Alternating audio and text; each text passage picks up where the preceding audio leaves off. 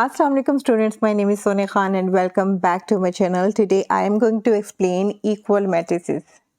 तो उससे पहले अगर आपने चैनल को सब्सक्राइब नहीं किया तो चैनल को सब्सक्राइब कीजिए, वीडियो को लाइक कीजिए और फ्रेंड्स में शेयर कीजिए और बेल आइकॉन को ज़रूर हिट कीजिएगा। इससे क्या होगा, जैसे ही मैं वीडियो अपलोड करूँगी आपके पास एक नोटिफिकेशन आएगा और आप उस वीडियो को सबसे पहले देख सकते हो। ठीक है, तो इक्वल मैट्रिसेस क्या होती हैं, कोई दो मैट्रिसेस इक्वल कब होती हैं और इसको किस तरह से डिनोट किया जाता है। लेट हमारे पास दो मैट्रिसेस हैं, let A and B be two matrices, then A is said to be equal to B. दो मैट्रिसेस हैं ए एंड बी और वो दो मैट्रिसेस इक्वल कब होंगी, जब वो इन दो कंडीशंस को फुलफिल करेंगी। ठीक है, यहाँ पे एक कंडीशन 1 है और कंडीशन 2 है और इनको किस तरह से डिनोट करेंगे, दो मैट्रिसेस के बिटवीन इक्वल का साइन यूज करके इनको शो करेंगे कि ये दो मैट्रिसेस आपस में क्या हैं, इक्वल हैं। तो दो मैट्रिसेस इक्वल कब होंगी, जब वो इन दो कंडीशंस को फुलफिल करेंगी। पहली कंडीशन क्या है कि दोनों मैट्रिसेस का जो ऑर्डर है वो सेम होना चाहिए। इट्स मीन्स कि जो फर्स्ट मैट्रिक्स है उसमें जितनी रोज हैं सेकंड मैट्रिक्स में भी उतनी ही रोज होनी चाहिए। मैट्रिक्स ए में जितने कॉलम्स हैं मैट्रिक्स बी में भी उतने ही कॉलम्स होने चाहिए। तो सबसे पहले हमने क्या देखना है कि जिन दो मैट्रिसेस को हमने इक्वल प्रूव करना है उन दोनों को ऑर्डर सेम होना चाहिए। इट्स मीन कि उन दोनों में जो नंबर ऑफ रोज हैं और जो नंबर ऑफ कॉलम्स हैं वो सेम होने चाहिए, इक्वल होने चाहिए। अब यहाँ पे क्या है, सेकंड कंडीशन क्या है, जब फर्स्ट कंडीशन फुलफिल हो जाएगी तब हमने क्या चेक करना है, सेकंड कंडीशन चेक करनी है कि सेकंड कंडीशन भी फुलफिल हो रही है कि नहीं। जब दोनों मैट्रिसेस ये इन दोनों कंडीशंस को फुलफिल करेंगी तब भी वो क्या होंगी, इक्वल मैट्रिसेस होंगी। तो सेकंड कंडीशन क्या है, their corresponding entries are equal. अब क्रॉसपोंडिंग एंट्रीज क्या होती हैं, कोरस्पॉन्डिंग एंट्रीज जो है ना वो भी इक्वल होनी चाहिए। अब हम एग्जांपल से इसको डिटेल में अंडरस्टैंड करते हैं कि कोरस्पॉन्डिंग एंट्रीज क्या होती हैं। अब देखें, जैसे यहाँ पे देखें, ये फर्स्ट रो है ए की, मैट्रिक्स ए की ये फर्स्ट रो है और मैट्रिक्स बी की ये सेकंड रो है। ठीक है, और अब मैट्रिक्स बी को देखें, ये फर्स्ट रो है और ये सेकंड रो है। अब फर्स्ट रो का जो एलिमेंट है यहाँ पे 1 है, ये 1 है ना, और यहाँ पे भी देखें जो मैट्रिक्स बी है उसका भी फर्स्ट रो का जो फर्स्ट एलिमेंट है वो 1 है। तो ये क्या होता है, क्रॉसपोंडिंग एंट्रीज होती हैं, क्रॉसपोंडिंग एलिमेंट्स होते हैं। ठीक है, इसका फर्स्ट एलिमेंट और इसका फर्स्ट एलिमेंट। अब डेफिनेशन में लिख देखें, their corresponding entries are equal.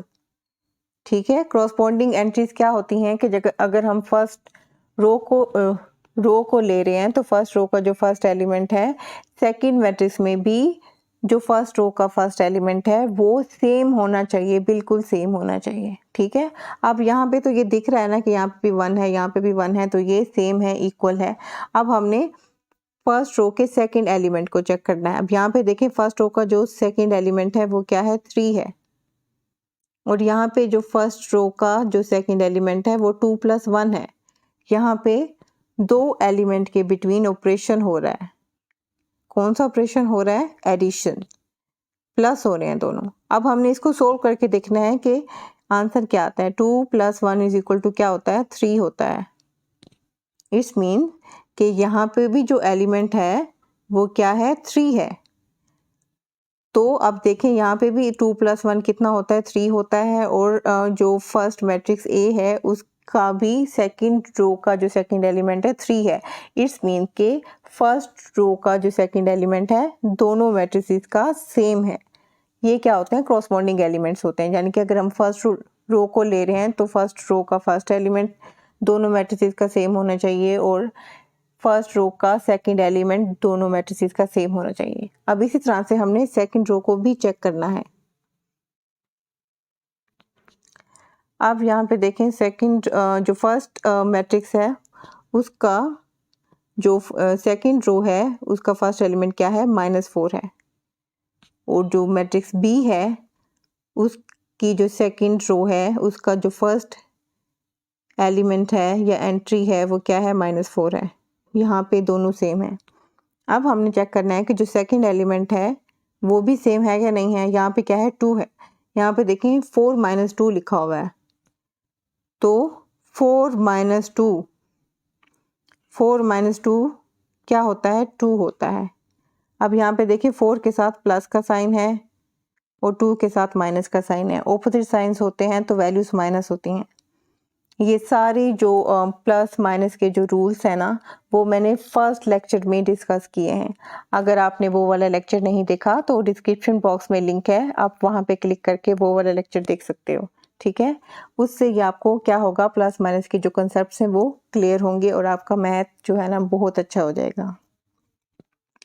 तो यहाँ पे हमने क्या करना है, इसमें देखें कोरस्पॉन्डिंग एलिमेंट दोनों के सेम हैं, दोनों के ऑर्डर सेम हैं। अब दोनों के ऑर्डर्स कैसे सेम हैं, ये जो इससे पहले वाला जो फर्स्ट लेक्चर था ना मैट्रिसेस में, उसमें मैंने डिटेल से डिस्कस किया है कि ऑर्डर ऑफ अ मैट्रिक्स कैसे फाइंड करते हैं, क्या करते हैं। अगर आपने वो वाला लेक्चर नहीं देखा तो आप वो वाली वीडियो भी देख सकते हो, ठीक है। अब ये देखें यहाँ पे क्या है, R1 है, ये R2 है, ये C1 है, ये क्या है, C2 है। 2 रोज हैं, 2 कॉलम्स हैं। यहाँ पे भी देखें इसकी, ये R1 है, ये R2 है, ये C1 है, ये C2 है। तो दोनों मैट्रिसेस की रोज और कॉलम्स इक्वल हैं और उनके क्रॉसपॉन्डिंग एलिमेंट्स भी इक्वल हैं, ठीक है। तो ये दो मैट्रिसेस क्या हैं, इक्वल हैं। इनको कैसे लिखेंगे, A = B। इट्स मीन्स कि A and B equal matrices हैं। अब हम इसी कंसेप्ट को यूज़ करके एक क्वेश्चन को सॉल्व करेंगे जो कि जो 9th क्लास की मैथ की बुक है उसमें भी ये वाला क्वेश्चन है, और जो FSC के स्टूडेंट्स हैं उनमें भी इसी से रिलेटेड एक क्वेश्चन होगा। वैल्यूज़ चेंज हो सकती हैं लेकिन जो मेथड है ना वो सेम है, आपने उसको इसी तरह से ही सॉल्व करना है। तो अब अभी हमने डेफिनेशन पढ़ी है ना कि जो इक्वल मैट्रिसेस होती हैं उनमें क्या होता है, ऑर्डर सेम होता है। अब यहाँ पे दिख रहा है कि 2 मैट्रिसेस दी हुई हैं, एक ये है और एक ये है, दोनों के ऑर्डर सेम है। दोनों की 2 रोज हैं और 2 कॉलम्स हैं, ठीक है। तो दोनों का ऑर्डर क्या है, सेम है। और सेंटर में इक्वालिटी का साइन भी यूज़ किया हुआ है। इट्स मीन कि ये पहले से ही प्रूव्ड है कि ये जो 2 मैट्रिसेस हैं इनकी क्रॉसपॉन्डिंग एंट्रीज भी सेम हैं। तो हम डेफिनेशन को यूज़ करके हमने क्या करना है, A, B, C और D की वैल्यूज़ फाइंड करनी है, ठीक है। तो डेफिनेशन में हमने क्या पढ़ा है कि ऑर्डर तो सेम है ही लेकिन इनकी क्रॉसपॉन्डिंग एंट्रीज भी सेम होती हैं इक्वल मैट्रिसेस की। तो जो इसका फर्स्ट एलिमेंट है जो कि ये है वो इसके इक्वल होगा। दैट इम्प्लाइज मतलब कि जो क्वेश्चन में कंडीशन दी हुई है उससे हमने ये वाला रिजल्ट फाइंड किया है। इम्प्लाइज का मतलब ये होता है कि जो अगर हम पहले कोई स्टेप लिख चुके हैं, किसी क्वेश्चन का सोल्यूशन कर रहे हैं, सोल्व कर रहे हैं किसी क्वेश्चन को, तो अगर हमने नेक्स्ट स्टेप कुछ डायरेक्ट लिखना चाह रहे हैं तो हम दैट इम्प्लाइज लिखते हैं। इसका मतलब है जो हम पहले जो स्टेप लिख चुके हैं उससे हमने ये वाला रिजल्ट फाइंड किया है। अब यहाँ पे हम सोल्यूशन में डायरेक्ट लिख रहे हैं दैट इम्प्लाइज। तो सोल्यूशन जब लिखते हैं तो सोल्यूशन में क्या लिखते हैं, सबसे पहले क्वेश्चन पूरा का पूरा वैसे लिखते हैं। अब हमने इसको सोल्व करना है तो पूरा क्वेश्चन सोल्यूशन में दोबारा लिखेंगे। तो यहाँ पे इतनी स्पेस नहीं है तो मैं यहाँ पे डायरेक्ट कर रही हूँ। तो क्वेश्चन लिखने के बाद आपने क्या करना है, इम्प्लाइज का साइन यूज़ करना है। इट्स मीन कि हमने जो कंडीशन दी हुई है, यहाँ पे क्या कंडीशन दी हुई है कि ये दोनों मैट्रिसेस इक्वल हैं, ठीक है। ये दोनों मैट्रिसेस इक्वल हैं तो इस मीन कि इनके क्रॉसपॉन्डिंग एंट्रीज भी इक्वल होंगे। तो A + C = 0। अब क्या करना है, ये जो है a प्लस 2b ये किसके इक्वल है, -7 के इक्वल है। a plus 2b is equal to -7।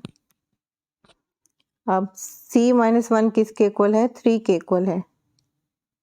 c minus 1 is equal to 3 और 4d माइनस 6 किसके इक्वल है, 2d के। 4d minus 6 is equal to 2d।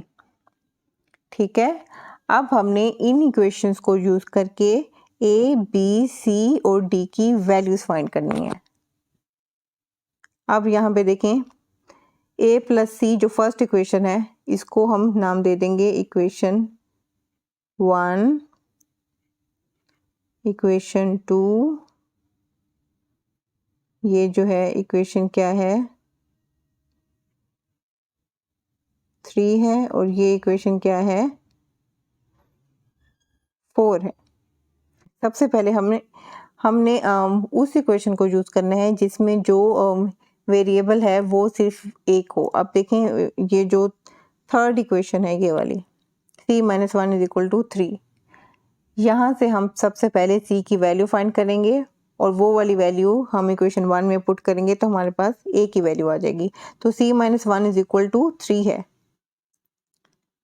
c minus 1 is equal to 3, check कर लेते हैं कि सेम लिखा है ना, 3 minus 1 is equal to 3।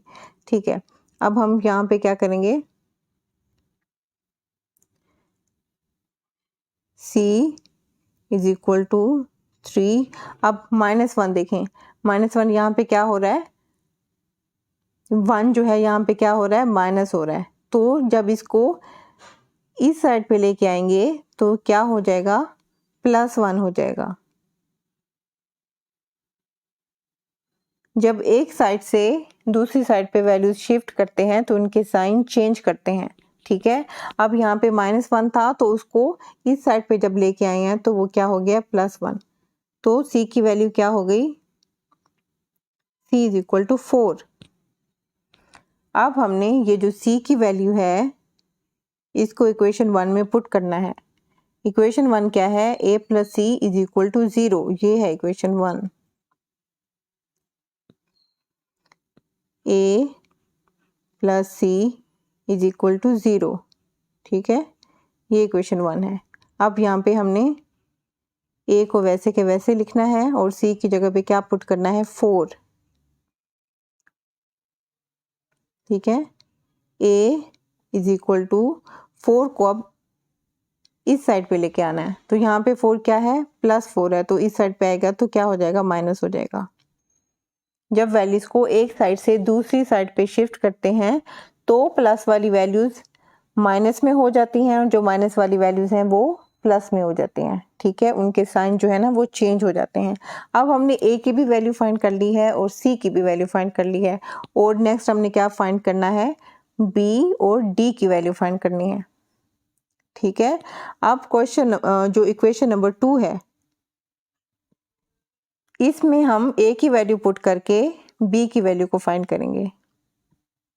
a plus 2b is equal to -7। a plus 2b is equal to -7। ठीक है, अब हमने क्या करना है, a की वैल्यू हमने क्या फाइंड किया है, -4। यहाँ पे पुट करेंगे -4 plus 2b is equal to -7। अब हमने b की वैल्यू फाइंड करनी है तो b को इसी साइड पे रहने देंगे और जो बाकी वैल्यूज है उनको उस साइड पे लेके जाएंगे। -7 पहले से इस साइड पे है तो -4 को हमने इधर लेके आना है। तो जब -4 को इधर लेके आएंगे वो क्या हो जाएगा, +4 हो जाएगा। ठीक है, ये क्या हो जाएगा, +4 हो जाएगा। +4 को हमने क्या, अब इनको हमने सिंप्लीफाई करके हमने क्या करना है, अब इनको हमने क्या करना है, सिंप्लीफाई करना है, ठीक है। तो 2b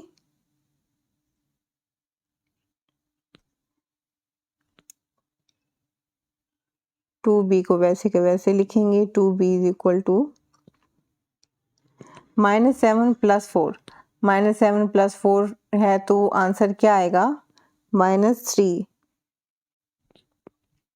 अब हम बोथ साइड पे क्या करेंगे, क्योंकि हमने b की वैल्यू फाइंड करनी है तो b के साथ और कोई नंबर नहीं होना चाहिए, तो हमने सबसे पहले 2 को ख़त्म करना है, तो इधर भी 2 से डिवाइड करेंगे और इधर भी हम 2 से डिवाइड कर देंगे।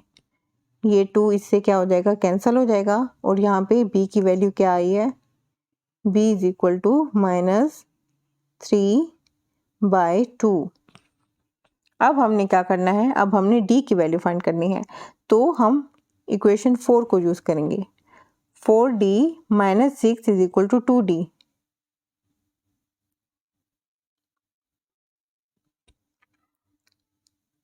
यहाँ पे अब लिखते हैं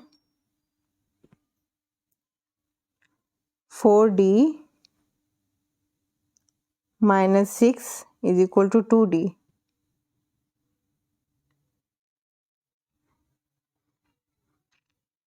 अब देखें यहाँ पे क्या है, 4d है और ये भी d वाली टर्म है, जो ये वाली टर्म है ये भी d वाली है ना, तो हम इसको इस साइड पे लेके आएंगे। यहाँ पे +2d है तो यहाँ पे क्या हो जाएगा, यहाँ पे हो जाएगा, यहाँ पे d था, 4d था ना, तो यहाँ पे जब ये इधर आएगा तो -2d हो जाएगा। और -6 को हमने उस साइड पे लेके जाना है, जब -6 को उस साइड पे लेके जाएंगे तो क्या हो जाएगा, +6 हो जाएगा। 4d - 2d क्या होगा, 2d। 4 - 2 2 होता है ना, तो यहाँ पे 4d - 2d है तो 2d होगा। अब यहाँ पे भी हमने 2 को ख़त्म करना है क्योंकि हमने d की वैल्यू फाइंड करनी है, तो अब इस साइड पे क्या हो रहा है, 2d से मल्टीप्लाई हो रहा है तो उस साइड पे जाके क्या हो जाएगा, डिवाइड हो जाएगा। इसको डायरेक्ट भी कर सकते हैं और इस तरह भी जो हमने यहाँ पे ये वाला स्टेप किया है ना कि 2 से डिवाइड करके शो भी कर सकते हैं और डायरेक्ट भी कर सकते हैं, जो कि मैंने यहाँ पे जैसे किया है ना, इस तरह भी कर सकते हैं। तो यहाँ पे इसको सिंप्लीफाई करते हैं, 2 1 दा 2, 2 3 दा 6, ठीक है। तो d की वैल्यू क्या आई है, 3 आई है। b की वैल्यू क्या है, -3/2 और a की वैल्यू क्या थी, -4 थी, ठीक है। अब हमने ये क्या है, b की वैल्यू है और ये d की वैल्यू है, ये a की वैल्यू है, c की वैल्यू कहाँ है, ये c की वैल्यू है, ये वाली। इसी तरह से अगर आप FSC के स्टूडेंट्स हैं और आपकी बुक में कोई जो इस तरह का क्वेश्चन है, वैल्यूज चेंज हो सकती हैं, आपने उसको भी इसी मेथड से सोल्व करना है। और ये जो क्वेश्चन था ना, ये 9th क्लास की बुक से था, पंजाब बोर्ड की जो 9th क्लास की मैथ्स की बुक है, ये उससे ये वाला क्वेश्चन मैंने लिया है। अगर आपके पास किसी और बोर्ड की बुक है और उसमें भी क्वेश्चन थोड़ा सा चेंज हो सकता है, अगर आपको उसमें कोई प्रॉब्लम होती है तो आप मुझसे पूछ सकते हैं, ठीक है। अभी तक अगर आपने चैनल को सब्सक्राइब नहीं किया तो चैनल को सब्सक्राइब कीजिए, वीडियो को लाइक कीजिए और फ्रेंड्स में शेयर कीजिए। Thanks for watching.